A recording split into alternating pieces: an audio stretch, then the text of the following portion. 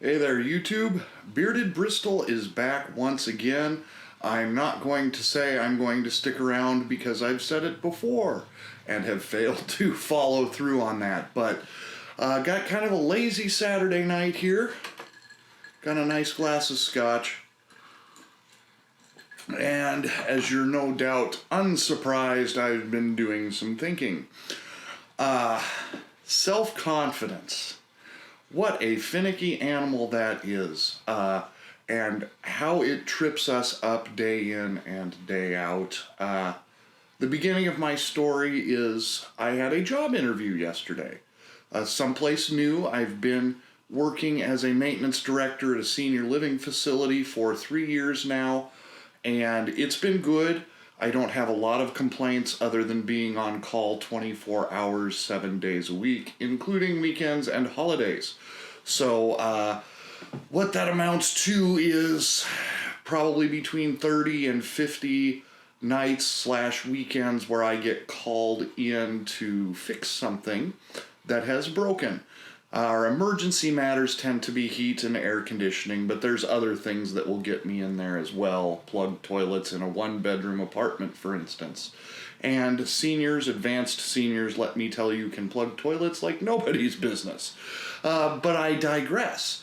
I just felt as though it was time for me to stretch my wings again and put out a job application or two and just see what surfaced. And one of the things was to be the media specialist for a, we'll call it an animal center that works with disabled children and veterans. And it's a fantastic place on a beautiful acreage with a beautiful view. What is not beautiful is the 40-minute commute that comes with it. So, I've not yet been extended an offer, but I got some thinking to do. I don't want to be unprepared in the event that I do get their offer. Nevertheless, job interviews are so crazy, and I know some people get really nervous and anxiety filled when it comes to interviews, and fortunately that's not one of my problems. One of my problems is probably overconfidence bordering on arrogance. Yes, that's right. This here guy has a confidence problem at times, which is ironic in so many ways if you know me personally. One of the very first videos that I did, and it's still up there if you want to go searching for it, is a crisis of confidence. I was struggling through a great many things, and it's odd that I chose the internet and you all to be my therapists for that. But it was apparently what my soul needed at that time, and since that initial video, taking the final shot and whatnot, I have managed to, I won't say turn my life around because my life was not exactly going in the wrong direction, but I have made leaps and bounds in a better direction. We'll put it that way. I couldn't tell you exactly where it all started, but I can maybe give you some tips, maybe, something like that, in terms of how to find your own self-confidence and your own path forward. Excuse me as I take a sip of some Glengarry scotch. This one's new to me. I'm also posting a review on this, so keep your eyes open. Nevertheless, self-confidence. I have discovered for myself anyway, and I believe this to be pretty much universally true. So many of us are insecure about ourselves and struggling to find our place, whatever place that may be, occupational, family, relationship, all of those things. And we struggle immensely throughout our lives at different points. I don't think anybody's had it figured out since birth. It's just one of those things that constantly haunts the human condition. And, you see this manifest itself on Facebook and on Instagram, Twitter, TikTok, holy social media, Batman. People seek validation through social media. Whether it's the really terrible comments or funny memes or just selfies, guilty as charged, we seek validation through those social media outlets. And because the World Wide Web is so expansive, we constantly crave more validation. It doesn't just stop with one person liking our post or sharing our comment or what have you. It becomes a need to have more and more people do the same.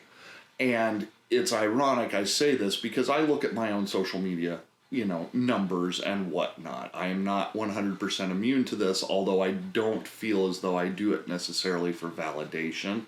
I just tend to be a competitor when it gets right down to it, even though I'm no longer running and jumping and doing the feats of strength, as it were.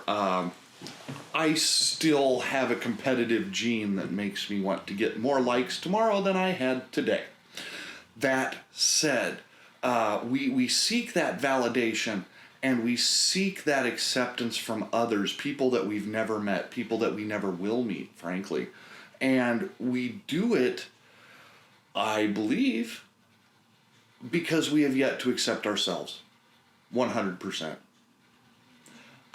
It's so easy to blow a half hour, 45 minutes, an hour, or more just scrolling through posts and liking and commenting and checking what people are saying about our stuff. And the reality is, it's a distraction from us either having to be social with others, or it's a distraction from us having to be alone with ourselves.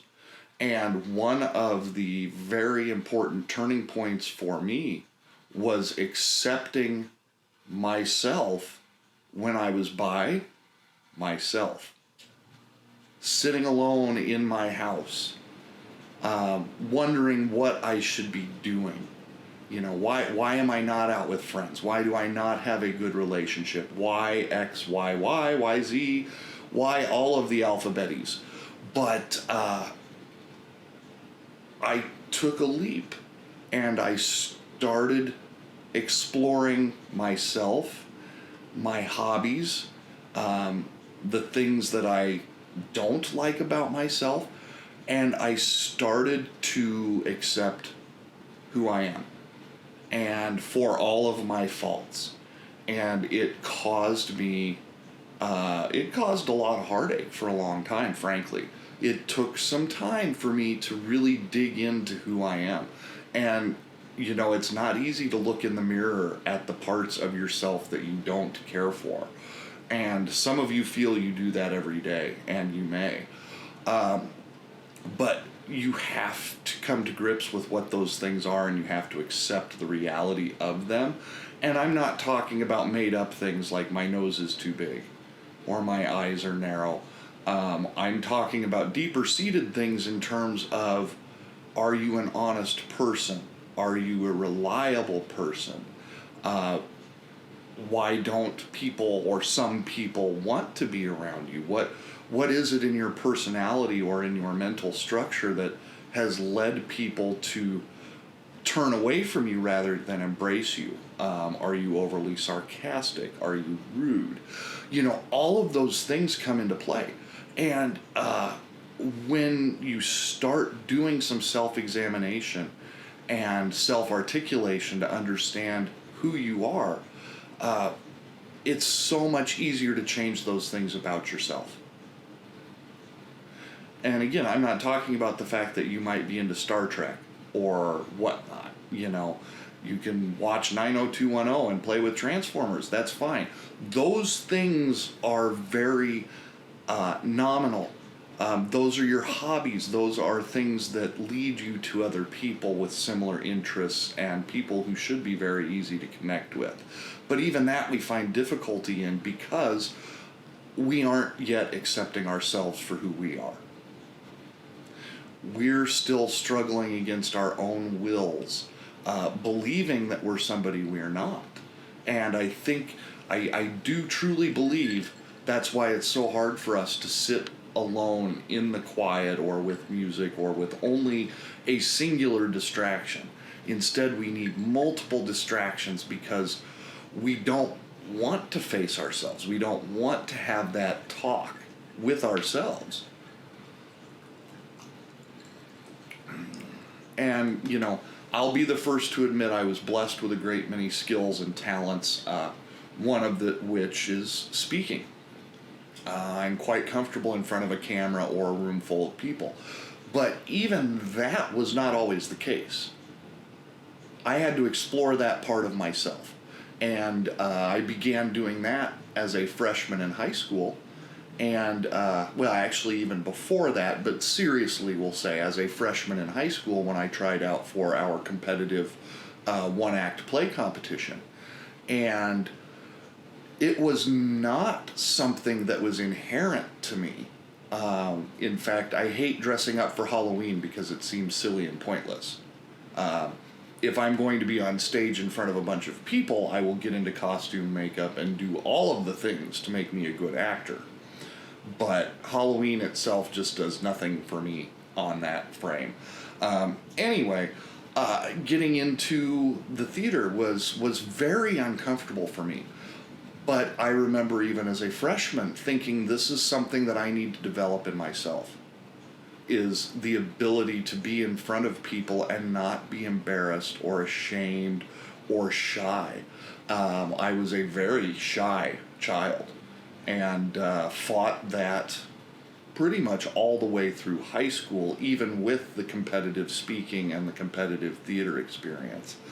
It took me until college to really kind of shake that, and that's again one of those quiet night conversations you have with yourself in terms of what is it that's actually holding me back. So I'm going to circle it back to that Crisis of Confidence video, that original one, and first of all, I was probably mildly intoxicated, we shall say. None of these videos, with the exception of one or two, have occurred without a glass of scotch, by the way. But I try to be more soberer than not. But that being one of my very first videos, I felt I needed a little extra confidence boost for what that was. I've learned a lot about myself since that time, and it all came through quiet nights and becoming comfortable with who I am, and no longer seeking that validation from others, at least not on a global scale, because I'm comfortable with who I am. I frankly don't care if you don't like me. I'm still going to post this video, and you can make rude comments or you can do the things that are normally done on social media when you don't like something. But the truth of the matter is, I don't really care. I'm doing this because I feel like the things that I can say might help some of you, and I am honest and sincere with that. That is, this is not a game to me. This is a chance for me to kind of spill my guts and to hopefully spark some interesting thoughts within yourselves, and something that you can feel good about at some point. I will never put anybody down on videos except for politicians and celebrities. They know what they're doing. They have put themselves out there to be a target. Nevertheless, pedestrians, viewers, subscribers, visitors, man, you're all friends. And I want everybody out there to be successful in who they are. And that doesn't mean you're going to make $1 million. But if you can get up and look at yourself and smile and be comfortable with who you are, That's success, man. I mean, that did more for me in my life and took me down much better, brighter paths than I was going down when I did that first video. So just a little food for thought this evening.